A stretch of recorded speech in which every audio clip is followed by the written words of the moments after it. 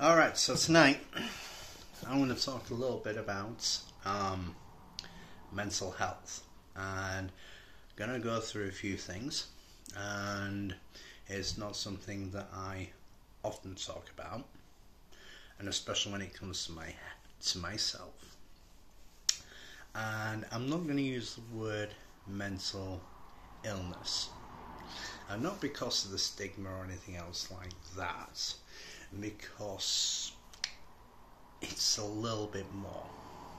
So first of all, I am going to describe what I have. So, and this is done so that not just that people can understand me, but perhaps they can come to an understanding of themselves.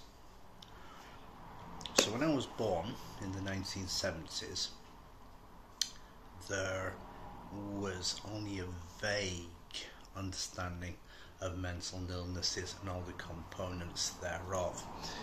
Usually, mental illness was related to people who had severe physical handicaps, or people with severe disabilities, or whatever you want to say. I'm just speaking plainly and honestly here. I'm not setting out to give any offence to anyone. I don't believe in being politically correct, but I do believe in being honest. And sometimes political correctness can obscure honesty. Autism was really not as recognised as it is now. Certainly my condition, ADHD or ADD that I had, I was very, very hyperactive, and a lot of things triggered me. Now, before all these modifications to food and everything came in, i.e. all the E numbers and everything else taken out, a lot of foods would trigger me, and still can.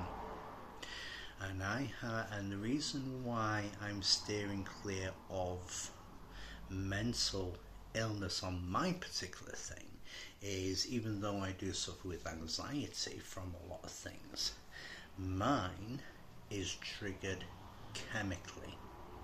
So which means that chemically I get an imbalance.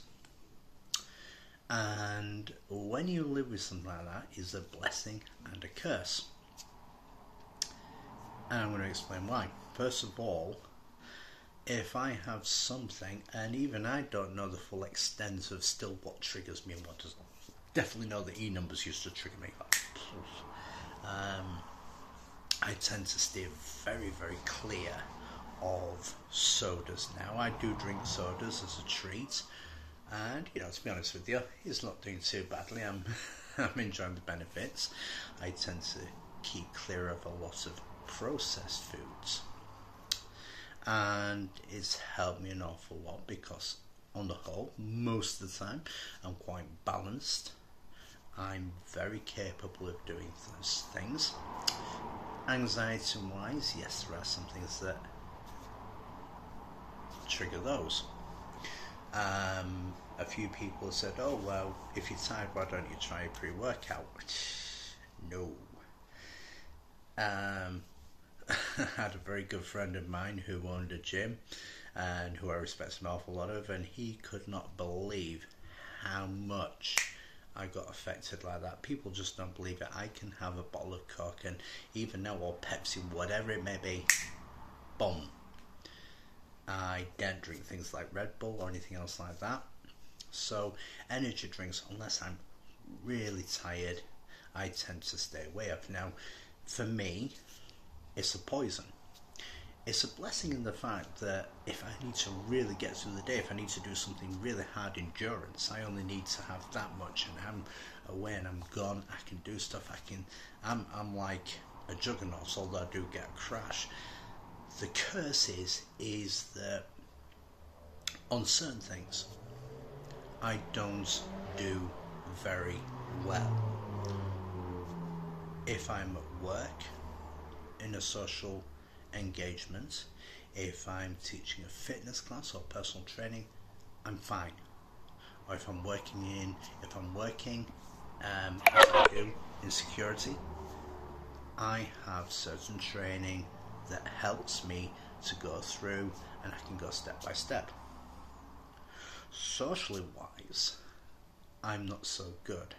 Hence why I tend to keep clear of social engagements, because I know that if I have perhaps had something and I've eaten something, or if something else, I know for a fact when I go to a function, I will try and eat as little as possible and just be very careful on what I eat.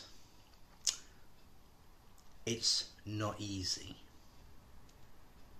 It really isn't easy to deal with a mental issue that arises chemically, or it could arise emotionally. There are things that will kick off certain chemicals from an emotional reaction to certain stimuli. It's not easy to live with, and each day is a battle, and it can cost you things, and you have to be prepared at all times to recognise that. Now, luckily, I've got a lot of very good friends who know who I am and what I'm about, and they know my intentions. But I'm going to give a little bit of advice from me. And when you have these things, first of all, pay very close attention to your diet. It could be something as simple as a half teaspoon of sugar extra. It could be a case of something else.